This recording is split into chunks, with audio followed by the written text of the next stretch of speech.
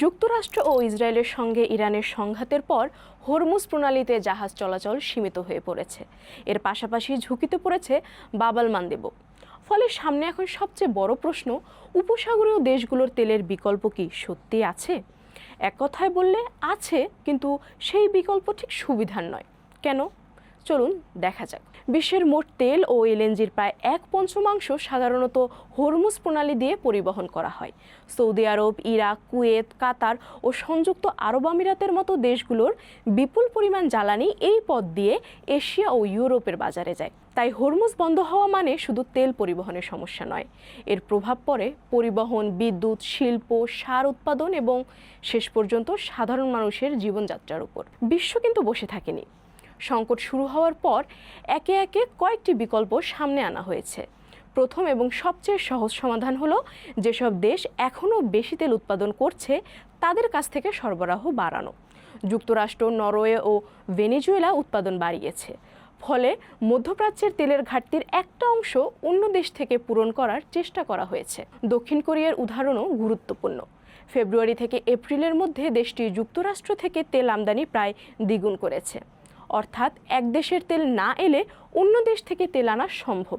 কিন্তু সমস্যা হলো, বিশ্বের এত বড় চাহিদা একসঙ্গে পূরণ করার মতো অতিরিক্ত উৎপাদন ক্ষমতা অন্য দেশগুলোর নেই। তাই এই বিকল্প স্বল্প মেয়াদে কার্যকর, কিন্তু দীর্ঘমেয়াদে যথেষ্ট নয়। দ্বিতীয় বড় বিকল্প হলো সমুদ্রপথ বাদ দিয়ে পাইপলাইনের মাধ্যমে তেল পাঠানো।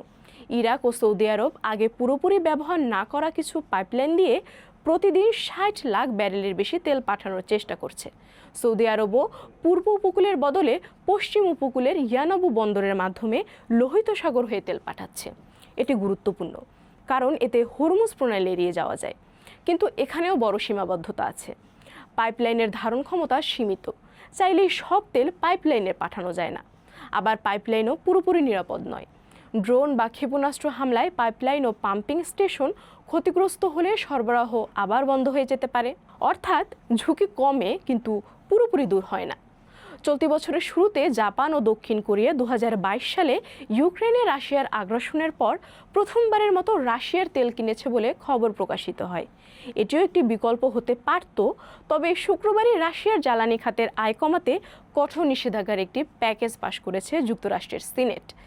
এসব নিষেধাজ্ঞার কারণে রাশিয়াও উপসাগরীয় তেলের বিকল্প হয়ে উঠতে পারবে না বলে ধারণা করা হচ্ছে। আরেকটি বড় অস্ত্র হলো বিভিন্ন দেশের কৌশলগত তেল মজুত। হরমুজ সংকটের শুরুতে আন্তর্জাতিক জ্বালানি সংস্থা আইইএ যুক্তরাষ্ট্র সহ 30টিরও বেশি দেশের সঙ্গে সমন্বয় করে 40 কোটি ব্যারেল তেল বাজারে ছাড়ার উদ্যোগ নেয়। এতে হঠাৎ তৈরি হওয়া ঘাটতি কিছুটা সামাল দেওয়া সম্ভব হয়, কিন্তু এটি কোনো স্থায়ী সমাধান নয়। কারণ মজুদ থেকে তেল একবার দুবার বের করা যায়, বছরের পর বছর এভাবে বাজার চালানো যায় না। এরই মধ্যে বিভিন্ন দেশের জরুরি মজুদ কমে এসেছে। ফলে দ্বিতীয় দফায় সংকটে আগের মতো বড় মজুদের উপর নির্ভর করার সুযোগও কমে গেছে। চতুর্থ বিকল্পটি তেল উৎপাদন বাড়ানো নয়, বরং তেলের চাহিদাই কমিয়ে দেওয়া। কোথাও 4 দিনের কর্মসপ্তাহ চালু হয়েছে, কোথাও গাড়ি চলাচলে বিধিনিষেধ দেওয়া হয়েছে। চীন বিদ্যুৎ উৎপাদনে তেলের পরিবর্তে কয়লা ও সৌর বিদ্যুতের ব্যবহার বাড়িয়েছে।